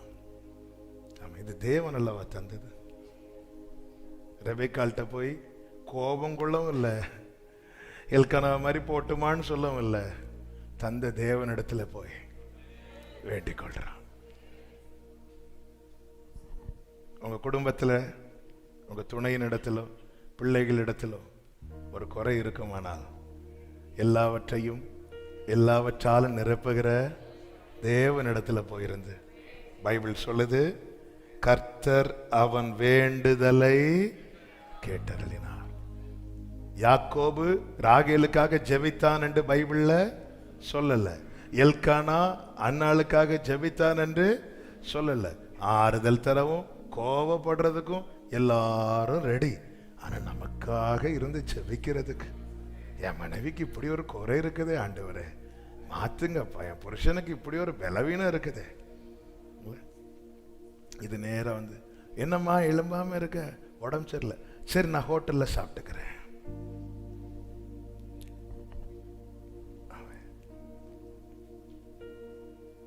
ஆறுதல் சொல்லலாம், கோபம் காட்டலாம். ஆண்டவர் இந்த ஒரு குறை, மலடியா இருந்த, பலவீனமா இருந்த, எழும்ப முடியாம இருந்த, கஷ்டப்பட்டு இருந்த, வேதனையோடு இருந்த தன் மனைவிக்காக, தன் புருஷனுக்காக, தன் பிள்ளைக்காக வேற எங்கேயும் போய் நிற்காம, ஏன்னா அவனுக்கு எங்கேயும் போக முடியாது, ஏன்னா அவருடைய கட்டில் இருக்கிறான், அவருடைய கட்டில் இருக்கிறான். ஹல்லேலூயா. ஆண்டவர் பேசுறாரா? கர்த்தர் அவன் வேண்டுதலை. இப்ப நான் கேட்கிற கேள்வி, ரெபேக்காள் ஜெபம் பண்ணிருப்பாங்களா மாட்டாங்களா? ஜெபம் பண்ணிருப்பாங்க. ஆனா கர்த்தர் யாரு ஜெபத்தை கேட்டார்? ஈசாக்கு. சில இடத்துல நம்ம ஜெபிக்கிறதுக்காக வெயிட் பண்ணிட்டு இருக்கிறார். நாம ஜெபம் பண்ணணும், நாம ஜெபம் பண்ணணும். யாக்கோபு சொல்றார், நீ ஜெபம் பண்ணு, நான் என்ன அது நிறுத்த. நீ ஏன் யாக்கோப கேட்கிறார், சட்டையை பிடிச்சு கேட்கிறாங்க ராகேல். நீ நான் என்ன தேவனா, நீ என்கிட்ட கேட்க, அவர்கிட்ட போய் கேளு. அது அர்த்தம் நீ ஜெபம் பண்ணு. நீங்க நான் ஆடு மேய்ச்சிட்டு அப்படி ஜாலியா போயிட்டு வருவேன், உனக்கு வேற என்ன வேலை வீட்டுல இருந்து, நீ ஜெபம் பண்ணு. எல்கானா வருவாரு, பாருமா அவங்களுக்கெல்லாம் ஒரு பார்சல் பிரியாணி, உனக்கு மட்டும் 10 இருந்து சாப்பிடு என்ன போட்டு. சில நினைக்கிறது என்னன்னா, அப்படி இதெல்லாம் வாங்கியெல்லாம் கொடுத்த உடனே, கடந்த நாள் ஒரு சகோதரி சொன்னாங்க, புருஷன் பேசவே மாட்டார், ஒன்றும் செய்ய மாட்டாரா, ஆனா என்ன எல்லாம் வீடு இருக்கு, அது இருக்கு, இது இருக்கு, எல்லாம் இருக்கு. அவங்க என்னன்னா, நான் இதுக்கு மேல நீ என்ன செய்யணும், என்ன செய்யணும். எல்கானா வருவாரு, வந்து கண்ணீர் தொடச்சிட்டு, சரிம்மா வாமா நம்ம இருந்து ஜெபம் பண்ணுவோமா, அதெல்லாம் கிடையாது. நீ கொஞ்ச நேரம் அழு, நான் வரும்போது நீ அழுதுட்டு இருக்கணும், நான் வந்தது என் கர்ச்சீஃப் எடுத்து தொடைப்பேன், அப்படியே போயிடுவேன். அப்படி இல்லை. ஈசாக்கு, சகோதரரே நாம் எல்கானாவை போல அப்படி இல்லை, சகோதரரே நாம் ஈசாக்கை போல நமக்கு நம்ம தேவன் ஒரு குடும்பத்தில் வைத்திருக்கிறார். பரலோகத்திலிருந்து ஒருவனுக்கு கொடுக்கப்பட்டால் ஒழிய ஒன்றும் ஒருவனும் பெற்றுக்கொள்ள மாட்டான். நடந்த விதங்கள் பல விதங்களில் இருக்கலாம், ஆனால் தேவன் அங்கே தான் வச்சிருக்கிறார். அப்போ அந்த வீட்டில் என்ன குறை இருக்கு, மனைவி கிட்ட என்ன குறை இருக்கு, புருஷன் கிட்ட என்ன குறை இருக்கு, பிள்ளை கிட்ட என்ன குறை இருக்கு, பெற்றோரிடத்துல என்ன குறை இருக்கு, சகோதரிடத்தில் என்ன குறை இருக்கு. ஈசாக்கு தேவனிடத்தில் இருந்து, ஆண்டவரே, வேதம் சொல்லுகிறது, கர்த்தர் அவன் வேண்டுதலை கேட்டருளினார். ஈசாக்கு காத்திருந்தான்லாம் பைபிள்ல சொல்லல, ஈசாக்கு வேண்டினான். ஆபிரகாம் அப்படி இல்லை, கொஞ்சம் இரு, உட்கார். ஆமென். இந்த கட்டப்பட்டவனுடைய, அதனாலதான் நான் ஆரம்பத்தில் சொன்னேன், அவன் ஜெபிச்சா நடக்காததெல்லாம் நடக்கும். பலிபீடத்தில் கட்டப்பட்டு கிடத்தப்பட நீங்கள் உங்களை ஒப்பு கொடுப்பீர்களே, ஆனால் நடக்காத காரியங்கள் எல்லாம் நீங்க ஜெபிக்கும் போது நடக்கும். ஆமென், ஆமென். 5ஆவதாக 26வது அதிகாரம் 22, 23 வசனங்களை வாசி. பின்பு அவ்விடம் விட்டு பெயர்ந்து போய் வேறொரு துறவை வெட்டினான். அதை குறித்து அவர்கள் வாக்குவாதம் பண்ணவில்லை. அப்பொழுது அவன், நாம் தேசத்தில் பலுகும்படிக்கு இப்பொழுது கர்த்தர் நமக்கு கர்த்தர் இடம் உண்டாக்கினார் என்று சொல்லி அதற்கு ரெகோபோத் என்று பெயரிட்டான்னு சொல்லிட்டு அங்கேயே உட்காரல. அடுத்த வசனம், அங்கே இருந்து பெயர்சபாவுக்கு போனார். எதுக்கு பெயர்சபாவுக்கு போறாரு? 25வது வசனம், அங்கே அவன் ஒரு பலிபீடத்தை கட்டி கர்த்தருடைய நாமத்தை தொழுது கொண்டு அங்கே தன் கூடாரத்தை போட்டான். ஆமென். இவ்வளவுதான். நன்மை கிடைக்க மட்டும் ஆண்டவர் சமூகத்துல போய் அமருகிறதல்ல, பெற்றுக்கொண்ட பிறகும் பெயர்சபாவுல போய் அப்பா நன்றி பலிபீடம் கட்டுவோம், நல்ல தேவன் நன்மை செய்தார், நன்றி பலிபீடம் கட்டுவோம், நல்ல தேவன் நன்மை செய்தார், செய்த நன்மை ஆயிரங்கள். ஹல்லேலூயா. பிரியமான கர்த்தருடைய பிள்ளைகளே, ஒவ்வொரு நன்மைக்கும் அடுத்து ஒரு பெயர்சபாவின் அனுபவம் தேவ பிள்ளைக்கு தேவை. அதுதான் நன்றி அறிதல் உள்ளவர்களா இருப்பது. இன்னைக்கு பெற்றுக்கொள்ள கூட்டம் ஜாஸ்தி, நன்றி செலுத்த கூட்டம் எத்தனை பேர்? இந்த ஜெபத்துக்கு போன அது நடக்கும், இது நடக்கும், அற்புதம் நடக்கும், எல்லாம் ரைட்டு. டிசம்பர்ல 3 நாள் நன்றி கூட்டம் இருந்துச்சு. ஹல்லேலூயா. உபவாச ஜெபத்துக்கு லீவு போட்டது மாதிரி அதுக்கு லீவு போடணும். ரெகோபோத்துல இருக்கல, அங்க இருந்து பெயர்சபாவுக்கு போறான் கடைசி வரை. அதனாலதான் ஈசாக்கு தாவீது சொல்லுகிறான், என் தகப்பனாகிய ஈசாக்கின் பயபக்திக்குரியவர். இது அவர் தந்தது, இந்த ரெகோபோத் அவர் தந்தது. அதனால நான் என்ன செய்யணும்? கண்டிப்பா பெயர்சபாவுக்கு போனோம். சதா காலம் உள்ள தேவனை ஆபிரகாம் பெயர்சபாவிலே தொழுது கொண்டான், ஈசாக்கு பெயர்சபாவிலே தொழுது கொண்டான், யாக்கோபும் அதை தொடர்ந்தான். நாம் நன்றி உள்ளவங்களா கடைசி வரை இருப்போம்னா நம்முடைய அடுத்த தலைமுறை அந்த ஸ்தானத்துல இருக்கும். ஆதியாகமம் 46வது அதிகாரம் அதனுடைய 1வது வசனத்தை வாசிக்கலாம். இஸ்ரவேல் தனக்கு உண்டான யாவையும் சேர்த்து, ஏன்னா செய்தி வருது, யோசேப்பு உயிரோடு இருக்கிறான், எகிப்துல தானியம் இருக்குது, நல்ல நீங்க வந்தீங்கன்னா உங்களுக்கு நல்ல வாழ்க்கை, ஃபாரின்ல வேலை கிடைச்சிட்டு, அக்கமடேஷன், ஃபுட் அண்ட் அக்கமடேஷனோட எல்லாம் கிடைச்சிட்டு ஓகேன்னு சொன்னது. அவன் அப்படியே வண்டி எடு கிளம்பு, போன் பண்ணி சொல்லிட்டு போலாம் நினைச்சோம் பாஸ்டர், ஆனா டைமு அப்படி இல்லை. யாக்கோபு தனக்கு உண்டான யாவையும் சேர்த்து கொண்டு புறப்பட்டு பெயர்சபாவுக்கு போய் தன் தகப்பனாகிய ஈசாக்குடைய தேவனுக்கு பலியிட்டான். ஹல்லேலூயா, ஹல்லேலூயா. ஒருவன் முன்பாக நின்று கொண்டிருக்கிறான், அவனுடைய பிள்ளை தன்னை கர்த்தருடைய சமூகத்தில் அர்ப்பணிக்கிறான். ஒருவன் கடைசி வரை நன்றி உள்ளவனாய் இருக்கிறான், அவனுடைய பிள்ளை அந்த ஸ்தானத்தில் வந்து நிற்கிறான். கர்த்தருடைய வருகை தாமதித்தா இல்ல, நம்முடைய ஓட்டம் முடிந்தாலும் நாம் ஆராதித்த தேவனை, நாம் ஆராதித்த இடத்துல நம்முடைய பிள்ளைங்க தலைமுறை தலைமுறை தலைமுறை தலைமுறையாய், இதுதாங்க ஆசீர்வாதம். ஒரு சந்ததி அவரை சேவிக்கும், தலைமுறை தலைமுறைக்கும் சொல்லணும். 3ஆம் தலைமுறை 4ஆம் தலைமுறை கர்த்தருடைய வருகை தாமதித்தா சொல்லணும். எங்க தாத்தா இருக்காங்கல்ல, எங்க அப்பா இருக்காங்கல்ல, எங்க தாத்தாக்கு அப்பா இருக்காங்கல்ல. ஆமென். ஹல்லேலூயா, ஹல்லேலூயா. எஸ், ஆமென். நம்ம தேவன் அப்படிதான் வச்சிருக்கிறார். சகோதரரே, நீங்கள் ஈசாக்கை போல வாக்குத்தத்தத்தை சந்ததி. இப்ப நம்ம ஜெபம் பண்ண போறோம். என்ன ஜெபம் பண்ண போறோம்னா, என்ன கட்டுங்க, என்ன கட்டுங்க. எத்தனை பேர் உண்மையா? 2 காரியம் பிரதானமா வைங்க. 1, என்னை கட்டுங்கப்பா, உங்க சமூகத்தில் என்னை அர்ப்பணிக்கிறேன். 2வது, நான் கடைசி வரை நன்றி உள்ளவனா இருக்கணும்.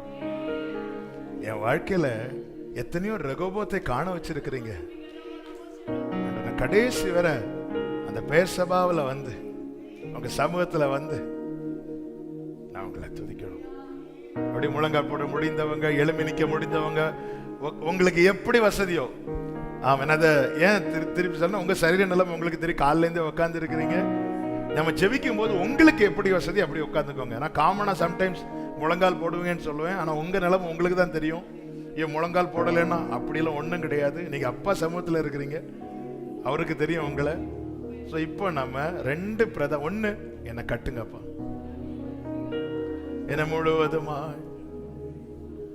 என்னை முழுவதுமாய் தருகிற என் ஆத்மாவும் சரீரம் என் ஆண்டவர்க்கே இனி வாழ்வது அப்பா என்னில் இயேசு. கண்களை மூடி யாரையும் பார்க்காதீங்க. என்ன நீங்கள் ஆண்டவர் மட்டும். ஆபிரகாமும் ஈசாக்கும் இருவரும் கூடி போனது போல இப்ப நானும் இயேசு மட்டும் அவரை நம்பி போறேன். நான் அல்ல, நம்பி வரேன். இந்த பலிபீடத்தில் அப்படி விட்டு கொடுக்கலாமா? இயேசு glory என்னையே நான் அர்ப்பணித்தேன். இயேசு தேவா அர்ப்பணித்தேன். ஹalleluya. glory ஏற்றுக்கொள்ளும், ஏந்திக் கொள்ளும் என் இதயம் வாசம் செய்யும். ஏற்றுக்கொள்ளும், ஏந்திக் கொள்ளும். ஹalleluya. வாசம் செய்யும். ஆமென். கர்த்தாவே உம் கரத்தில், சொல்லுங்க வாய் திறந்து, நான் களிமண், நான் களிமண் போலானே. உந்தன் இஷ்டம் போல், உந்தன் இஷ்டம் போல் வனைந்திடும். என்னை என்னாலும் நடத்துங்கப்பா, என்னாலும் நடத்திடும். என் கர்த்தாவே உம் கரத்தில், கர்த்தாவே உம் கரத்தில் நான் களிமண்ணப்பா, நான் களிமண் போல. அப்படியே விட்டு கொடு சகோதரா, அர்ப்பணி சகோதரி. அவர் ஃபுல்லா கட்டட்டும் நம்மளை. ஆபிரகாம் ஈசாக்கை கட்டி பலிபீடத்தில் வைத்தது போல அவர் நம்மை கட்டட்டும் அவருடைய அன்பினால. ஆமென். இயேசு தேவா அர்ப்பணித்தே சலர பலரதர பகரபா அர்ப்பணித்தேனப்பா.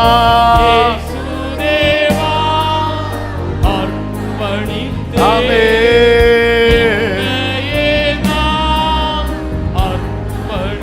ஏற்றுக்கொள்ளும், ஏற்றுக்கொள்ளும், ஏந்திக் கொள்ளும் என் இதயம். ஹalleluya. ஆமென். ஏற்றுக்கொள்ளும், ஹalleluya. ஏந்திக் கொள்ளும் என் இதயம். அப்படியே வலது கரத்தை உயர்த்தி இடது கரத்தை இருதயத்தில் வைத்து சொல்லுவீங்களா? அப்பாவும் தீரு சித்தம் என் அன்றாட உணவையா நான் தப்பாமல் பாதம் தினம் எப்போதும் அமர்ந்திருப்பேன். அப்பாவும் திருச்சித்தம், அப்பா ஹalleluya. என் அன்றாட உணவையா நான் தப்பாமலும் பாதம் தினம் எப்போதும் அமர்ந்திருப்பேன். இயேசு தேவா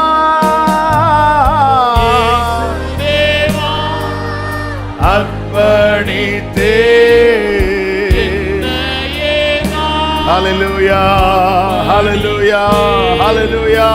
இயேசுதேவா அர்ப்பணித்தே என்னையே நான் அர்ப்பணித்தே. ஏற்றுக்கொள்ளுங்கப்பா,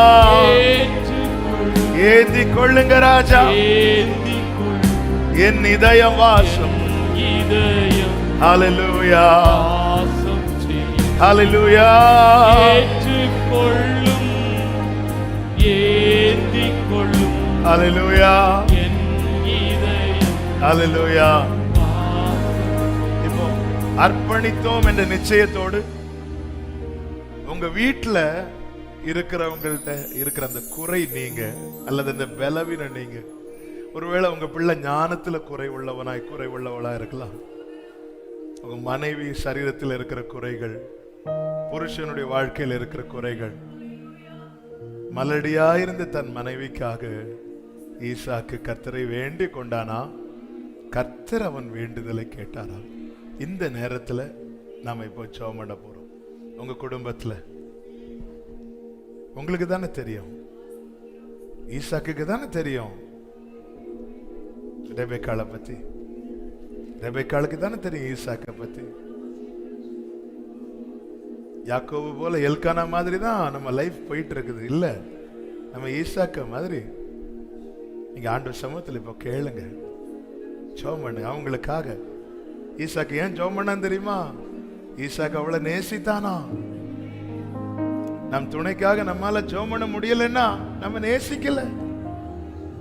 ஈசாக்கு அவளை நேசித்தானா.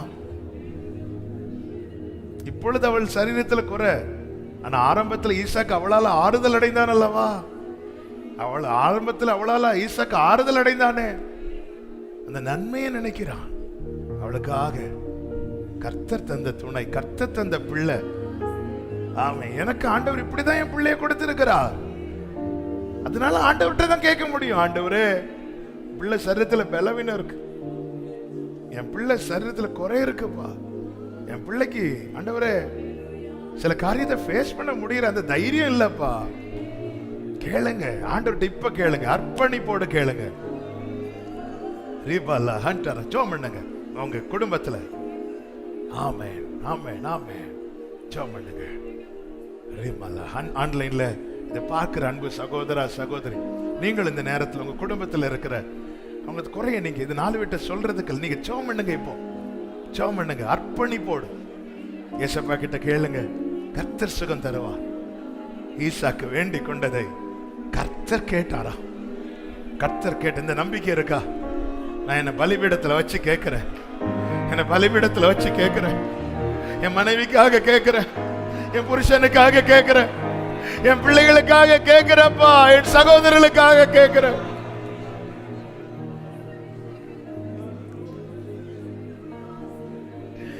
இறங்குவப்பா, காத்துக்கோங்கப்பா, இறங்க மாட்டவர்.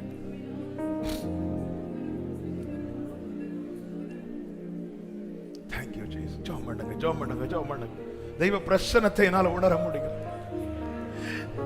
அர்ப்பணிப்போடு வைக்கிற ஜெபங்கள்லாம் அப்பா சமூகத்துல போயிட்டு இருக்கு தெரியுமா? அவருடைய சமூகத்துல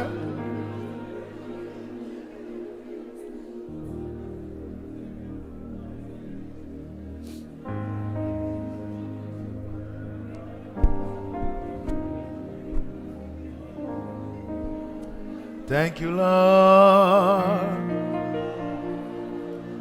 Orila radana radana. Eralare mama shera mama. Yadanara lagdara dara. ஜெபம் பண்ணுங்க. ஆமா, நாமளே நம்ம பிள்ளைங்க கிட்ட இருக்க குறைய வச்சு ஒருவேளை யாக்கோபு போல கடிந்து கொண்டிருப்போம். சரி போட்டோன்னு கண்ணீர் தொடச்சிருப்போம். ஆனா அந்த கண்ணீர் மாறணுமே, கண்ணீர் மாறணுமே. அதுக்கு என்ன சார், ஈசாக்க மாதிரி ஜெபம் பண்ணாதான் மாறும்.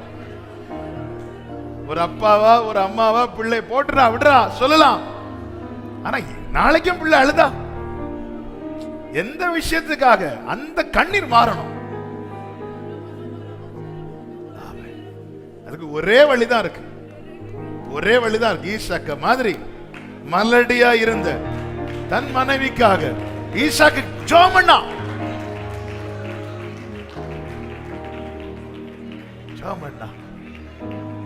நீங்க கதி, நீங்க தான் கதின்னு வந்திருக்கிறோம்பா.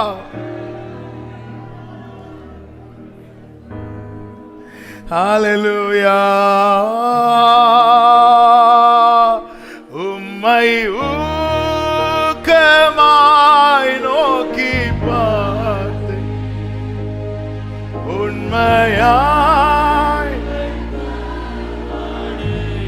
ஏசப்பா கதறுகிற உள்ளத்தை பாருங்கப்பா. ரிலஹண்டரே மாம்ரோஷே மாம்ரே தனரா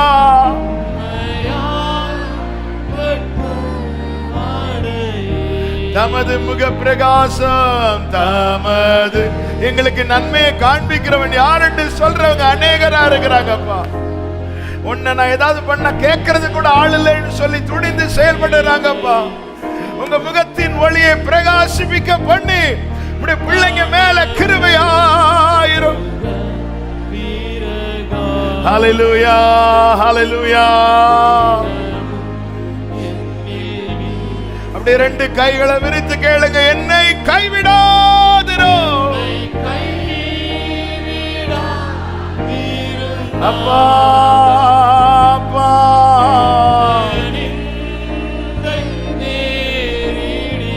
இயேசு ராஜாவே என்னை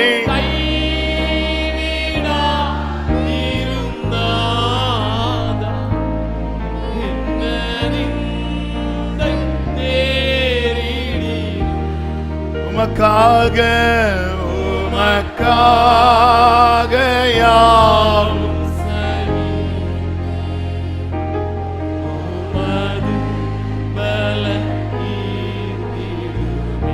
உமக்காக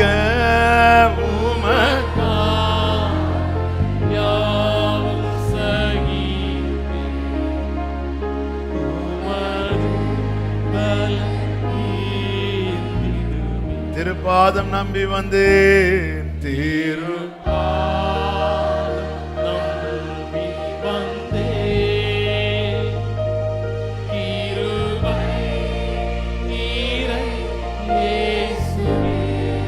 தமது அன்பை கண்டடைந்தேன். தேவ சமூகத்திலே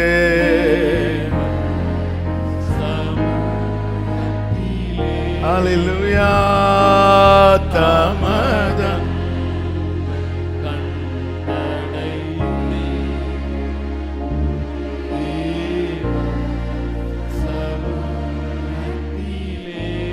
ஒரே ஒரு வார்த்தை சொல்லி வலது கரத்தை உயர்த்தி இடது கரத்தை இதயத்தில் வச்சு, ஆண்டவரே கடைசி வரை எங்க வாழ்க்கையில் இந்த பெயர்சபாவின் அனுபவம் தொடரணும். ஆண்டவரே நன்றி உள்ளவர்களா இருக்கணும்ப்பா, நன்றி உள்ளவர்களா இருக்கணும். நானும் மறக்க கூடாது, என் தலைமுறையை மறக்க கூடாது. தூளிலிருந்து நீங்க உயர்த்தினதை நாங்க மறக்க கூடாது. எல்லாரும் துடைத்து போட்டு அழுக்கை போல இருந்த எங்களை அழகாக்கின உங்களை கிருபைய நாங்க மறக்க கூடாது, மறக்க கூடாது. கடைசி வரை நன்றி உள்ளவங்களா இருக்கணும், நன்றி உள்ளவங்களா இருக்கணும். இந்த பெயர்சபாவின் அனுபவம் ஈசாக்கோடு முடியாம யாக்கோபிலும் தொடர்ந்தது. அப்படி எங்க தலைமுறை கடைசி வரை கர்த்தருடைய சந்ததி என்று அப்படி ரெண்டு கைகளை உயர்த்தி உங்க பிள்ளைங்க பேரை சொல்லி சொல்லுங்க. எங்க தலைமுறை நீங்க தந்த சுதந்திரம் உம்முடைய சந்ததி என்று அறியப்படணும். அவங்க எங்க இருந்தாலும் அவங்கள நீங்க எங்க வாழும்படி நீர் ஆயத்தப்படுத்தி இருக்கிறீரோ, அவங்க எங்க இருந்தாலும், அவங்க இங்க இருந்தாலும், கன்னியாகுமரி மாவட்டத்தில் இருந்தாலும், தமிழ்நாட்டில் எங்க இருந்தாலும், அல்லது வேற ஸ்டேட்டுக்கு போனாலும், வேற டிஸ்ட்ரிக்ட், வேற கண்ட்ரிஸ் போனாலும், ஆண்டவரே அவங்க எல்லாம் உங்க சந்ததி என்று அறியப்படணும். நீங்க அவங்க கூட இருக்கிறத பார்க்கணும், நீங்க அவங்க கூட இருக்கிறத பார்க்கணும்.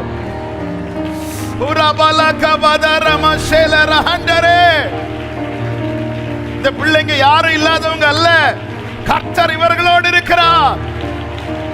ரிபலரோ துடரமா சந்தரா லகதரவா ஹண்டரே ஏமா கரோ ரச்சனரே லரே ஷேரே. உங்களை நம்பி அர்ப்பணிக்கிறோம். கர்த்தர் அப்படியே நடத்துவீராக. நன்றி தகப்பனே. மூன்றாவது நாள் கூடுகைகளை உங்க பிரசன்னத்தில் அளவில்லாமல் ருசிக்க ஆண்டவரே, எங்கள் இருதயத்தை அறிந்து எங்களோடு பேசி இடைப்பட்ட தயவு எண்ணி நன்றியோடு துதிக்கிறோம். அந்த அந்த ஒரே ஒரு கோரஸை மட்டும் பாடி முடிக்கலாமா? அவமானம் அடைவதில்லை. சொல்லுங்க, அப்பா அப்பா. ஆமென். அவமானம் ஜீசஸ் அப்பா. க்ளோரி அப்பா. ஒரு நாளும் அப்பா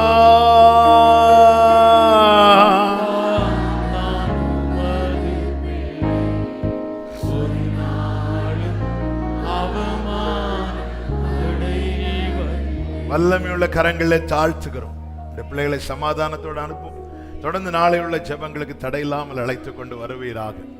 எல்லாம் மகிமை, கனம், துதி, ஸ்தோத்திரம் ஒருவருக்கே செலுத்துகிறோம். இரட்சகர் இயேசு கிறிஸ்துவின் நாமத்தில் பிதாவே, ஆமென். சேர்ந்து சொல்லுவோம். என் ஆத்துமாவே கர்த்தரை ஸ்தோத்திரி, முழு உள்ளமே அவருடைய பரிசுத்த நாமத்தை ஸ்தோத்திரி. என் ஆத்துமாவே கர்த்தரை ஸ்தோத்திரி, கர்த்தர் செய்த சகல உபகாரங்களை மறவாதே. ஆமென். ஹல்லேலூயா.